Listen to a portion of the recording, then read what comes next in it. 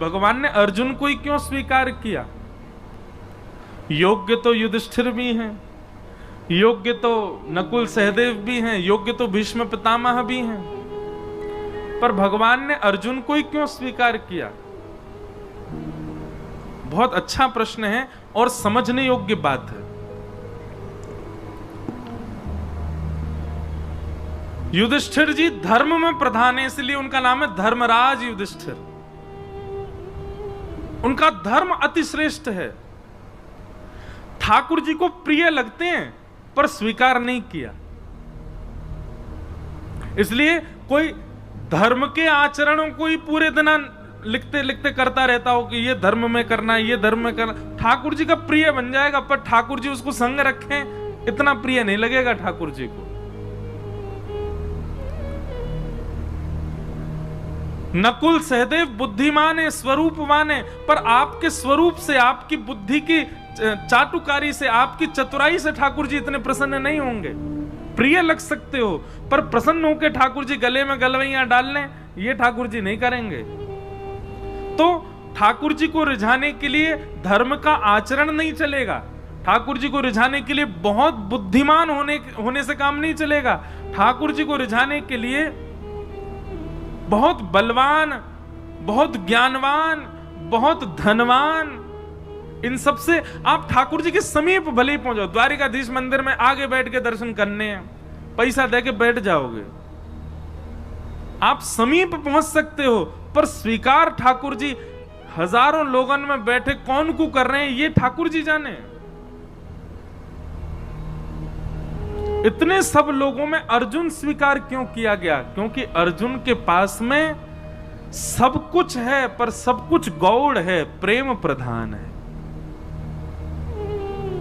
प्रसंग आता है, मैं बहुत बार सुनाता हूं कथा में, कि जब महाभारत का युद्ध निश्चित हुआ तो अर्जुन और दुर्योधन दोनों गए भगवान के पास। दुर्योधन ने जाकर कहा महाभारत युद्ध होने वाला है, आप किस तरफ रहोगे? भगवान बोले पक्षपात में करता नहीं हूं, तुम दोनों मेरे भैया हो, अब ये तो बड़ी विडंबना हो गई कि मैं किस तरफ रहूं। दुर्योधन बोला कि आप में तो शक्ति है, आप दो दो रूप धारण कर सकते हो, एक रूप से हमारे पास रहो, एक रूप से वहां रहो। भगवान बोले फिर तो महाभारत हो गई तुम्हारी, फिर तो जीवन भर चलती रहेगी, कभी खत्म ही नहीं होगी। जब दोनों तरफ ही परब्रह्म खड़े हो जाएंगे तो फिर महाभारत पूरा कैसे होगी? बोले कोई तो निधान बताओ। तो भगवान ने बड़ा अटपटा उदाहरण अटपटा निधान निकाला, समाधान निकाला। अच्छा, ठाकुर जी सदैव अटपटे समाधान ही देंगे। जैसे मैं एक उपाय बताता हूं कि कभी आप संशय में पड़ जाओ तो ठाकुर जी के आगे पर्ची डाला करो। जैसे कि ठाकुर जी हमको दिल्ली पढ़ने के लिए जाना चाहिए कि नहीं? अब आपका मन तो कह रहा है जाना है, लेकिन ठाकुर जी को यदि लगेगा ना कि नहीं, इसके नहीं जाने में ही भलाई है, तो ना ही आएगा। लेकिन कई बार ठाकुर जी ऐसे निर्णय भी लेते हैं, जैसे मान लीजिए आपने ठाकुर जी के आगे पर्ची डाली, दिल्ली जाके पढ़ना है, तो ठाकुर जी कहे हाँ ठीक है जाओ। अब आप दिल्ली आ गए। अब दिल्ली आते ही महाराज क्या हुआ कि वहां के संगत के अनुसार इतने बिगड़ते चले गए महाराज, सब काम बिगड़ता चला गया, सब कुछ। अब फिर आप सोचो अरे ठाकुर जी ने तो आज्ञा करी थी कि हाँ जाना है, फिर ऐसा क्यों? निश्चित ही भविष्य में आप कई बार ठाकुर जी ऐसे निर्णय भी लेंगे कि उन निर्णयों में आपको ठोकर लगे, ठोकर से आपको पता चले कि नहीं आगे मुझे ऐसा करना है, तो जबरदस्ती ठाकुर जी ऐसा निर्णय लेके देंगे जिसमें आपको जबरदस्ती गिरना ही पड़े। कई बार अनुभव किया मैंने। हम कुछ पूछते हैं लाल जी से, अपने लाल जी के आगे पर्ची डालते हैं, तो लाल जी जो देते हैं ना, तो अब तो मैं जानने लगा हूं, अब तो मैं समझ गया हूं कि जो आएगा इसका मतलब यह है जो तू चाहता है वो नहीं मिलेगा, जो तेरे लिए जरूरी है वो मिलेगा।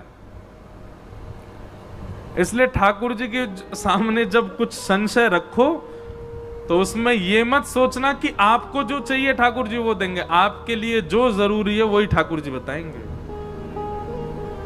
और एक बात हमारी मान लीजिएगा, ठाकुर जी के आगे ये पर्ची डालने वाला काम इतना परेशान मत किए करना उनको कि रोज ही डाल रहे हो, हर बात पे पूछे रहे हो, चाय पिए कि नहीं पिए बताओ।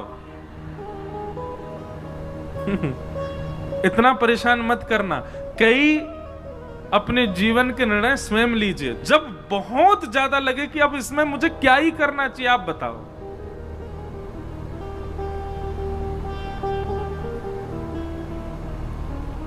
जैसे हम अभी गुरु दीक्षा नहीं देते, एक बार पर्ची मैंने मन रखा था कि जन्माष्टमी पर लाल जी से पूछेंगे, तो अचानक मेरे मन में आया कि आज जाके ठाकुर जी से पूछूं, बताओ हम गुरु दीक्षा देंगे। बहुत सारे लोग आते हैं कि दें। अब कभी कभी मन में कई एक तो मुझे ऐसे मिले, वो कह रहे वो आप चाहते नहीं हो कि हम भक्ति मार्ग में आगे बढ़े, इसीलिए हमको दे नहीं रहे हो। मैंने भैया ऐसे मत कहो, कुछ भाव है इसलिए नहीं दे रहा। तो ठाकुर जी से हम पूछने गए, तो जैसे ठाकुर जी के आगे पर्ची डाली, उठाई तो उसमें आ गया नहीं अभी मत दो। हमने जाके अपने पिताजी को बताई, मैं पिताजी ठाकुर जी अभी मना कर रहे हैं दीक्षा देवे की। पिताजी ने समय देखा, बोले 2 बज रहे हैं लाला दोपहर के, और ठाकुर जी के गैया चरावे को समय है। ठाकुर जी अपनी गैयान को हाँक रहे हैं, तू पर्ची डाल के उनको परेशान कर रहा हो। तो गुस्सा में कहिए नहीं, ले जा।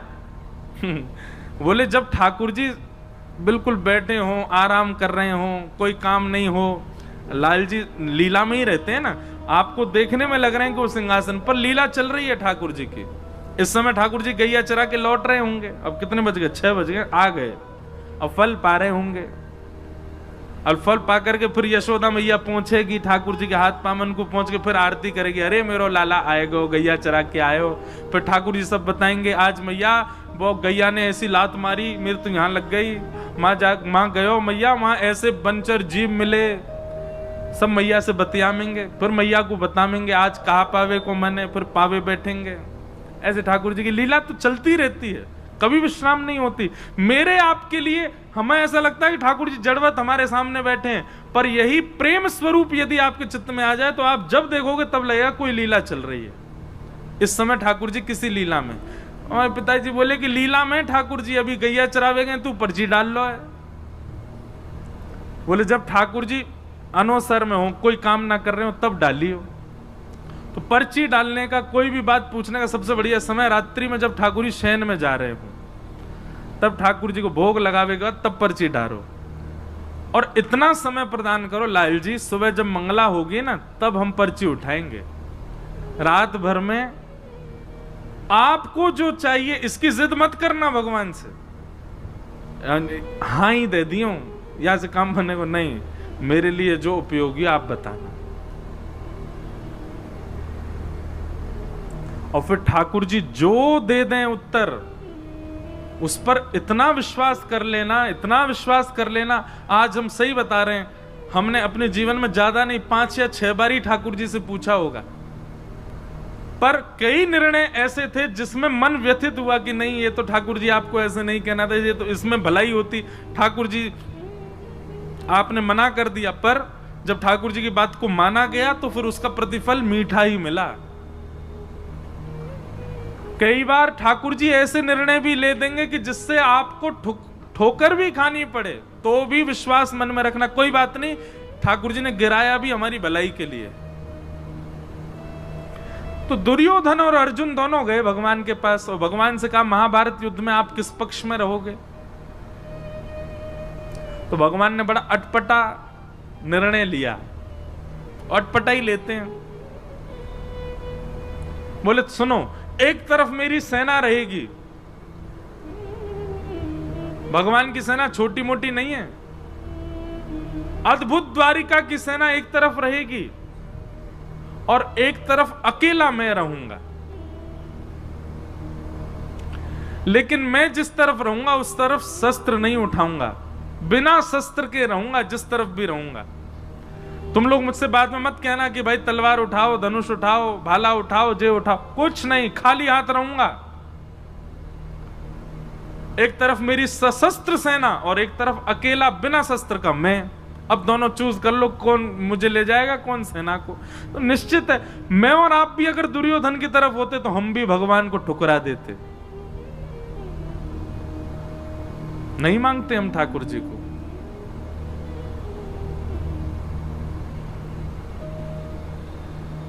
दुर्योधन ने कहा, वो ऐसा है ना ठाकुर जी, आपका प्रेम थोड़ा पांडवों से ज्यादा ही है कुछ, आप तो पांडवों के पास ही जाओ, सेना में ले जाता हूं। भगवान बोले ले जा। सेना लेकर के दुर्योधन चला गया। अर्जुन सामने अकेला बैठा है। भगवान बोले, अर्जुन तेरे लिए कितनी भी व्यवस्थाएं बना दूं मैं, लेकिन तेरी बुद्धि कभी जग नहीं सकती। अरे पहले बोल देता कि सेना हमको चाहिए, तुम्हारे पास सैन्य बल कम है। मैंने इसीलिए सेना का प्रस्ताव रखा क्योंकि तुम्हारी सेना कम है कौरवों से, तो तुम कह सकते थे कि हमारे पास सैन्य बल कम है, हमें सेना दे दो। अब मैं बिना शस्त्र के चला जाता कौरवों के पास। अब सेना तो वो ले गया, अब तेरे पास आऊंगा मैं, एक तो वैसी सेना कम तुम्हारी, और ऊपर से एक इंसान और बढ़ गया जो केवल खाएगा और सोएगा, कुछ नहीं करूंगा मैं। लेकिन अर्जुन प्रेमी है, ठाकुर जी के भावों को समझता है। मैं और आप अर्जुन की जगह होते तो रो गए होते इतनी बात में, ठाकुर जी अब फिर से कर दो टॉस, फिर से दे दो हमको, हम सेना ले लेंगे उसको, आप चले जाओ। हम तो कभी कभी मैं सोचता हूं कि बहुत गरीमत है कि द्वापर और त्रेता में हम आप नहीं थे, हम कलयुगी जीव नहीं थे, हम बड़े खतरनाक है महाराज। भगवान बलि के यहां गए तो बामन बन के गए और संकल्प लेते ही विराट हो गए। 2 पग से तीनों लोक नाप लिए। तीसरा पग रखने के लिए भगवान पर पास जगह नहीं बची, तो बलि ने कहा तीसरा पग मेरे सिर पर रख दो।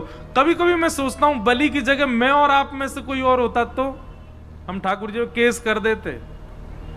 बोले क्यों? बोले जब आए थे तब बामन बन के आए थे, चीटिंग करी इन्होंने, बड़े हो गए। हम तो 3 पग जमीन देने को तैयार हैं, पर ये वामन बने, वामन बन के ही लें।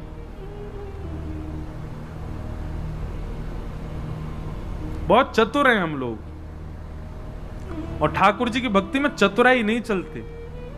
आप जितने सहज, जितने सरल, जितने प्रिय ठाकुर जी को, उतने अच्छे लगोगे। भगवान अर्जुन को कहने लगे कि अब तो तेरी तरफ मैं आऊंगा। तो अर्जुन ने एक बहुत अच्छी बात कही, भगवान के चरणों में प्रणाम करते हुए कहा, नाथ, ना तो मैं आपको मांगने आया था और ना आपसे मांगने आया था। दुर्योधन आया था इस भावना से, मैं नहीं आया था। मुझे आपसे कुछ नहीं चाहिए और मुझे आप भी नहीं चाहिए। भगवान बोले तो फिर तू क्यों आया?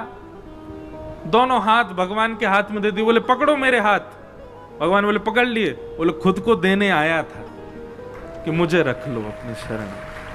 मैं शरणागत हूं नाथ, मेरे ऊपर कृपा दृष्टि करो। अरे मैं ये भूल नहीं कर सकता कि आपसे कुछ मांगूं। आपसे कुछ मांगूंगा तो कुछ ही मिलेगा, आपको मांगूंगा तो आप भी मेरे आश्रित रहोगे। क्यों? अगर मैं कहूं कि ठाकुर जी मैं आपको मांगने आया हूं, मेरे पक्ष में चलो, तो आप मेरे अधीन रहोगे। सुबह उठ करके मुझसे कहोगे, हाँ अर्जुन अब बताओ आज क्या करना है, अर्जुन भोजन कब करना है, अर्जुन सोना कब है, सोना कहां है। क्योंकि मैं मांगने आया हूं तो सारी जिम्मेवारी मेरी, सारी व्यवस्था मैं करूंगा। पर मैं तो आपको मांगने नहीं, खुद को देने आया हूं। तो अब स्थिति क्या है? मेरी सारी व्यवस्था आप करो। मैं कब सोऊं, कब खाऊं, कहां जाऊं, क्या करूं, कब उठूं, कब बैठूं, कहां बाण चलाऊं, कहां नहीं चलाऊं, कहां मौन रहूं, कहां बोलूं, ये सारी व्यवस्था अब आपके हाथ में है। मैं खुद को देने आया हूं। ये समर्पण देख करके भगवान ने अर्जुन को स्वीकार कर लिया, और अर्जुन से 2 बार रीचेक किया भगवान ने। भगवान बोले अर्जुन केवल बोले मत, देख ले मैं कुछ भी आज्ञा कर सकता हूं। अर्जुन कहता करिष्ये वचनम तव, आप करके देख लेना, आप जो आज्ञा करोगे करूंगा। भगवान बोले फिर सोच ले, मैं कुछ भी आज्ञा कर सकता हूं। भगवान बोले आप करके, अर्जुन बोला करके देखो। बोले ठीक है, युद्ध प्रारंभ होने दे। और युद्ध में भगवान ने महाराज अर्जुन की कमर तोड़ के रख दी। ऐसी ऐसी आज्ञा भगवान करें।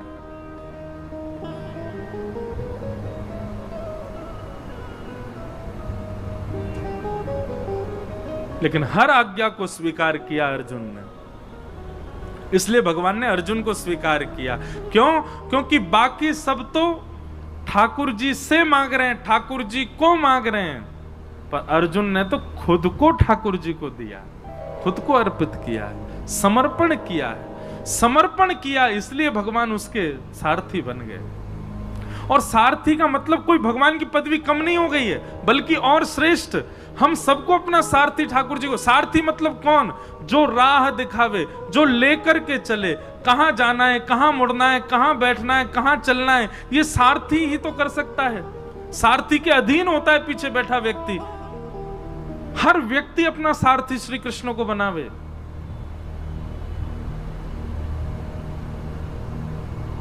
जहां ले चलोगे वहीं मैं चलूंगा, जहां नाथ रख दोगे वहीं मैं। ये जीवन समर्पित चरण में तुम्हारे, तुम ही मेरे सर्वस्व, तुम ही प्राण प्यारे। तुम्हें छोड़कर नाथ किससे कहूंगा, जहां ले चलोगे वहीं मैं चलूंगा। हम लोग ऐसे नहीं जी सकते। हम लोग तो बड़े खतरनाक है महाराज। सुख संपत्ति घर आवे, कष्ट मिटे तन का, ओम जय जगदीश हरे। और अंत में गाते गाते वो, तेरा तुझको अर्पण क्या लागे मेरा, ओम जय जगदीश हरे। मेरा क्या है नाथ, सब आपका ही तो है। भगवान कहेंगे लाओ चलो वापस करो हमको, ये घर, ये दुकान, ये गाड़ी सब मेरी है, लाओ सब द्वारिकाधीश को अर्पित करके आओ। अरे ठाकुर जी वो तो आरती में लिखा इसलिए गा रहे थे हम, ऐसे थोड़ी कि आपको सब ले ही लेना है। अर्जुन जैसा समर्पण नहीं है हमारे पास। अर्जुन जैसा समर्पण लाओ। भगवान ने एक बार कह दिया तो ना, हां तो हां। ऐसा समर्पण था अर्जुन का, इसलिए भगवान ने अर्जुन को स्वीकार किया। कोई समर्पित हो अर्जुन के भांति। और एक बात मैं कथा में कहा करता हूं, भैया अगर आपकी इस कथा को सुनकर के मन में आ गया हो कि हम भी अर्जुन की तरह समर्पित होंगे, तो पहले ही ध्यान रखना, कस करके सीट बेल्ट बांध लेना अपने जीवन रूपी हवाई जहाज में। क्योंकि जैसे ही आप ये निर्णय लोगे कि अब जो ठाकुर जी जो कहेंगे हम वही करेंगे, ठाकुर जी जो देंगे वही पाएंगे, ठाकुर जी जो चाहेंगे वही होगा, तो फिर बहुत ऊंची विमान की ऊंचाई होगी, रोलर कोस्टर जीवन बन जाएगा। कब ऊपर, कब नीचे, कब यहां, कब वहां, कब हमारा झकझोर के फेंक देंगे ठाकुर जी। लेकिन कभी छोड़ेंगे नहीं। एक बार यदि कोई समर्पित हो गया तो निश्चित है ठाकुर जी उसके साथ खेलेंगे बहुत, पर उसका हाथ छोड़ नहीं सकते।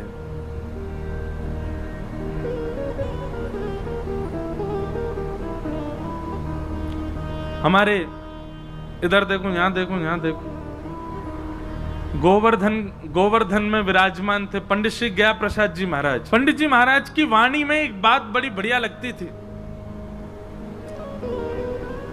पंडित जी से किसी ने निवेदन किया कि पंडित जी ठाकुर जी बहुत पीड़ा दे रहे हैं, ठाकुर जी बहुत परीक्षा ले रहे हैं, ठाकुर जी जीवन में बहुत संकट दे रहे हैं, आप कछु आज्ञा करो, कहा करूं, जो काम करूं सब बिगड़ जाए, घर परिवार में कछु बन नहीं रहे हो, पत्नी मान नहीं रही है, बच्चा सुने ना है, हे पंडित जी महाराज कछु आज्ञा करो। पंडित श्री गया प्रसाद जी महाराज आज्ञा देते हुए कितनी अच्छी बात कहते, बोले अरे भैया, ब्रजभाषा में ही बोलते, बोले जे कन्हैया है ना, जाको खेलवे को बड़ो मन करे, सो जे हमारे संग खेल खेलो करे। कभी पत्नी को उठाए दे, कभी बालकन को उठाए दे, कभी काम बिगाड़ दे, जाके हम सबरे खिलौना है, जे हमारे संग खेल है। लेकिन भैया यह बात से दुखी मत हो कि ठाकुर जी खेल काहे को रहे, बल्कि ठाकुर जी से प्रार्थना करो जितनो मन चाहो ठाकुर जी उतनो खेलो, पर खिलौना बदलना नहीं चाहिए, मैं ही रहूं आपको खिलौना, खूब खेलो।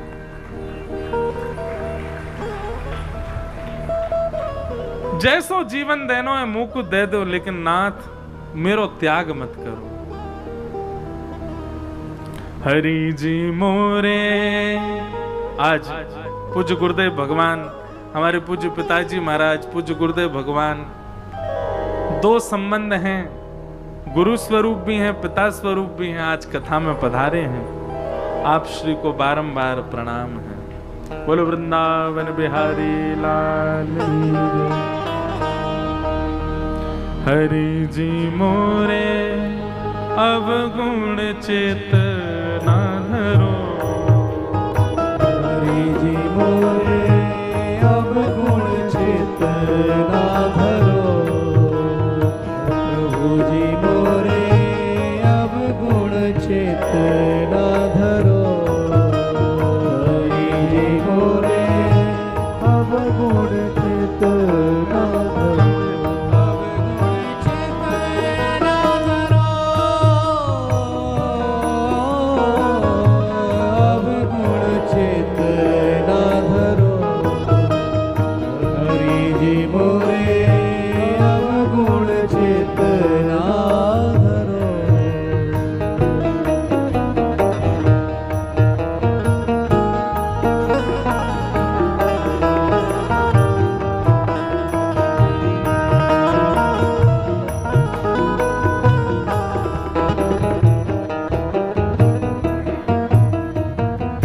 बोलो वृंदावन बिहारी लाल की। भैया फोटो वाले भैया नीचे से ले ले करो। सब लोग विराज जाओ।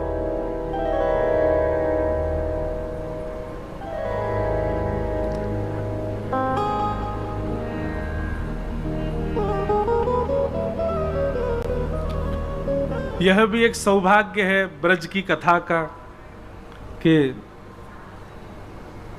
पूज्य गुरुदेव भगवान, पूज्य पिताजी महाराज के भी दर्शन, और दर्शन तो का संग ही, अभी भोजन तो दोपहर को संग ही करके आए हैं लेकिन गुरु भावना से आप श्री के कथा में आगमन है जाए, न का आशीर्वाद मिल जाए तो बहुत सुख मिले। आपकी ही कृपा प्रसादी है, आपकी ही कृपा दृष्टि, आपको ही आशीर्वाद है जो कुछ भी हम कह पा रहे हैं। तो बहुत सुंदर पद है, सब लोग मेरे साथ गाओ। हरि जी मेरे अवगुण चेतना धरो। हरि जी मेरे अवगुण चेतना धरो। प्रभु जी मोरे अवगुण चेतना धरो। प्रभु जी मोरे समदर्शी प्रभु नाम तिहारो। समदर्शी प्रभु नाम तिहारो। समदर्शी प्रभु नाम तिहारो। हरि जी मोरे अवगुण चेतना धरो।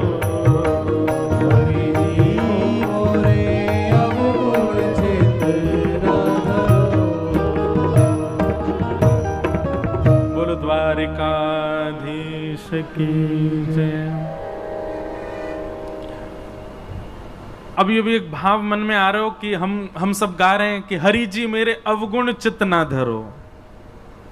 मेरे अवगुणों को ठाकुर जी आप देखना नहीं। तो मानो ये पंक्ति गानी प्रारंभ करी तो पहले पूज्य गुरुदेव भगवान आए, फिर पूज्य श्री रसिया बाबा महाराज आए, भगवती प्रसाद गंधर्व जी आ गए। तो मानो ठाकुर जी ने 3 महापुरुष भेज के प्रमाणित कर दियो, ना धर रो अवगुण तेरे चित्त में, तू चिंता मत करे। ये 3 वैष्णवन को भेज करके ठाकुर जी मानो ये कह रहे हैं कि भैया आप प्रत्यक्ष प्रकट है कि ठाकुर जी ना कहेंगे कि तेरे अवगुण में ना देख रहो, ना विचार कर रहो। तो यही भाव से मानो ठाकुर जी प्रमाणित कर रहे हो, कोई बात ना भैया, क्षमा किए, तेरे अवगुणन पे मेरी दृष्टि ना है, तू आनंद कर। तो ऐसी भावना है।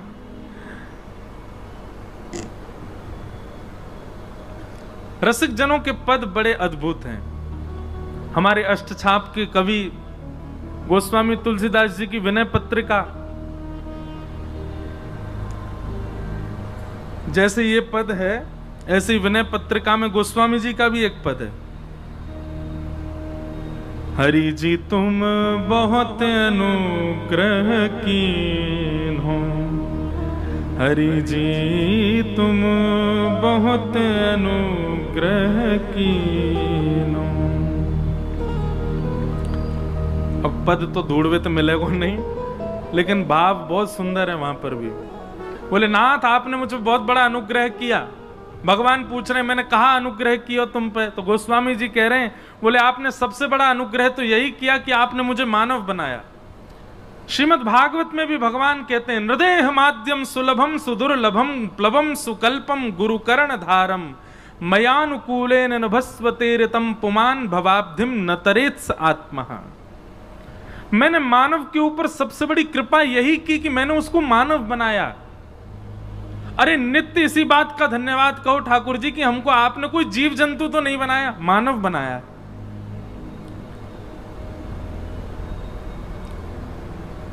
गोस्वामी जी का वो पद बहुत सुंदर है। उसमें गोस्वामी जी कहते हैं आपने बहुत बड़ी कृपा की कि अत्यंत दुर्लभ मानव शरीर मुझको प्रदान किया।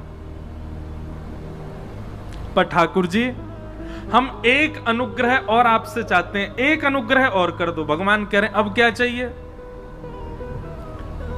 तब गोस्वामी जी कहते हैं कि संसार रूपी विषय सरोवर में मेरी मन रूपी मछली घूम रही है। बहुत ध्यान से सुनना। संसार रूपी विषय सरोवर में मेरी मन रूपी मछली डोल रही है। कभी या मन रूपी मछली को मन पानी पूरी पे अटक जाए, कभी डोसान पे अटक जाए, कभी लस्सी पे अटक जाए, कभी ब्रजवासी पेड़ा पे अटक जाए, कभी कहीं अटक जाए, कभी पल्ली गरी वारी पे अटक जाए, कभी छतवारी पे अटक जाए, कभी कहीं अटक जाए। हे ठाकुर जी हमारी मन रूपी मछली संसार रूपी विषय सरोवर में घूम रही है। भगवान बोले तो हम क्या करें? बोले जिस प्रकार मछली पकड़ने वाला एक बांस में धागा डाल करके सरोवर के तट पर आकर के बैठता है और उस धागे में एक एक कुछ सामग्री लगा करके उसको नदी में फेंक देता है, सरोवर में फेंक देता है और फेंक करके मछली पकड़ने की प्रतीक्षा करता है, बैठ करके खड़ा रहता है वहीं पर ही। भगवान बोले तो? बोले नाथ ऐसे ही आप अपनी कृपा रूपी वंशी लेकर के और अनुग्रह रूपी वो धागे में कछु कृपा बांध करके या विषय रूपी सरोवर में छोड़ दो। भगवान बोले तुम क्या करोगे? बोले आप खड़े खड़े इंतजार करो, विषय में घूमते घूमते घूमते घूमते जा दिन मेरो मन रूपी मछली आपके वह कृपा रूपी सामग्री से आकर के टकरा जाए, जैसे ही वह कांटे में फंस जाए सोई रस्सी खींच करके मुंह को बाहर निकालनी हो। अब सुनने में तो आप लोगों को बड़ा सामान्य लगा, लेकिन ये भगवान को आज्ञा क्या दी जा रही है? आप आकर के सरोवर पर इस विषय रूपी नदी में कृपा रूपी डोर से अनुग्रह रूपी रस्सी डाल करके बैठे रहो, प्रतीक्षा करो। मैं यत्न नहीं करूंगा आपके पास आने का, आप बस कृपा रूपी रस्सी डाल के बैठे रहो। काओ दिना गलती से मैं टकरा जाऊं सो मुंह को बाहर निकाल लिया। भगवान बोले गोस्वामी जी बड़े चतुर हो आप। ऐसी चतुराई भक्तन में अच्छी है। सांसारिक चतुराई ठाकुर जी को प्रिय नहीं, लेकिन भक्ति में चतुराई हो तो ठाकुर जी को बहुत बढ़िया लगे। तो हम किस विषय पर चर्चा कर रहे थे? अर्जुन। भगवान ने अर्जुन को ही क्यों स्वीकार किया? महाभारत में इतने पात्र हैं, केवल अर्जुन ही क्यों प्रिय है ठाकुर जी को? क्योंकि अर्जुन ने पूर्ण समर्पण किया है। करिष्ये वचनम तव, आप जो कहोगे वो मेरे लिए अध्यादेश है, उसके आगे किंतु परंतु नहीं कहूंगा मैं। इसलिए भगवान ने अर्जुन को स्वीकार किया।